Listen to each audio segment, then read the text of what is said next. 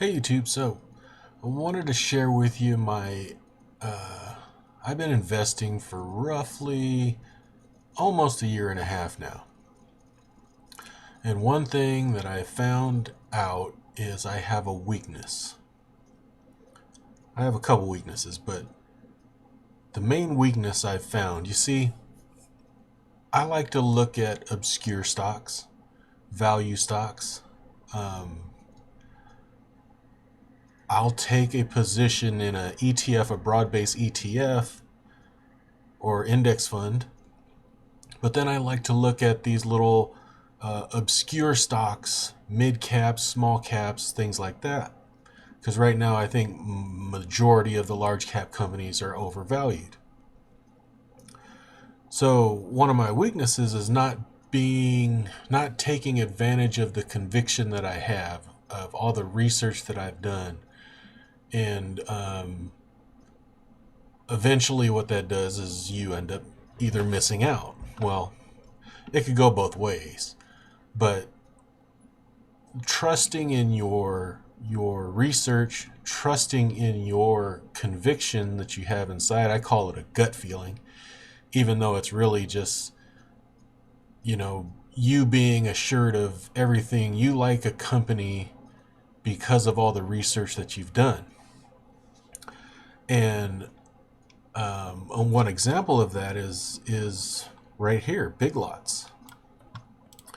And I did a video on Big Lots. I started watching this company right in this range, right in the August range, because it got down to 20 bucks, in the mid 20s a share. And, it was paying a 6% dividend or something like that. And it had a really low valuation. Like, look, right now it's got a forward PE of 5. It's a profitable company. But retail, I don't think, is a long-term play. I think it's a short-term play. So I started looking at this, and in September, I noticed it was actually September 15th, 16th, somewhere in there, that was trading around 22. And I actually made a video where Big Lots in my neighborhood moved to a higher traffic area, and they remodeled the store, and it looked newer, and it looked nice, clean, organized, in a better area in my city. And I've always, I grew up in retail. That's what I did in my career. I was going to be in retail forever until I started my own business. But so when I went to visit, I looked and I liked what I saw, and I said, okay, let me just wait a little while. Things didn't line up right as far as me having money to invest at the time, so I waited it out. And it's traded between 20 and 23 for quite a while. And right before Thanksgiving, I started looking at it again, and it was in this 18, 19, low 20 range, right? And I thought, man, I could start a position here. And honestly, I didn't have much to throw at it, but I probably would have bought 30, 40 shares roughly, and just to start a position. And it had earnings today, and you can see right here it popped $6 a share in after hours. Or no, today it popped 31%. Now, I mean, you're not talking about big money, because I would only had 40 shares at a cost basis of around 20 bucks. So what is that? $5 times 40. I would have made a couple $100 off of it.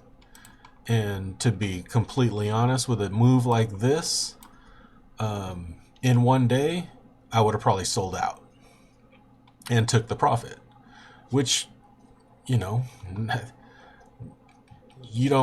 get this every day, And if I would have made that choice 2 days ago when I was looking at it again, I could have made 31% in 2 days. That's like unheard of, And but I didn't let. I kept I kept doubting my conviction. And I probably need to start taking more aggressive decisions on my conviction. Now I wouldn't buy this. That's too big of a run up for me to think that this is a good stock to jump into. Even though the valuation is probably it's probably 10 now. That's probably what this company deserves to trade for, because it is in a declining economy. But when I did that video, I say, man, these guys are doing some good things to turn it around. And it is the Christmas season. They sell furniture. I haven't listened to a earnings call, but furniture is a very high margin business. And I don't know. So I just wanted to share that with you. If you've done a lot of research on a company and you feel convicted that you want to buy into that company, don't listen, because I listen to other people that let me doubt it, let me doubt myself. I've heard people, oh, it's retail. I wouldn't touch big lots. You need to get into Walmart or Amazon or whatever. And, I let those negatives affect my conviction of all the research that I've done into this company. And I missed out on a 31% gain today. So that's all I got. I'll share with you a couple other stocks later on that I've missed out on because I didn't listen to my conviction. But let me hear from you. What is your weakness, or I don't even know if I call it a weakness, but what is your challenges as an investor? I'd like to hear that. Leave a comment down below, and we'll talk to you later. Thanks. Bye-bye.